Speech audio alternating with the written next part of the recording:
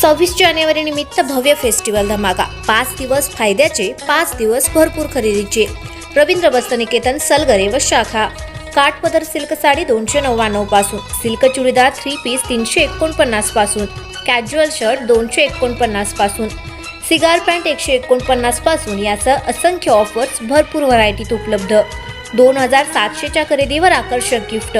Offer 26 जानेवारी ते 30 जानेवारी पर्यंत आमच्या सर्व मिनी स्टोअरमध्ये उपलब्ध। रवींद्र वस्त्रनिकेतन सलगरे व शाखा।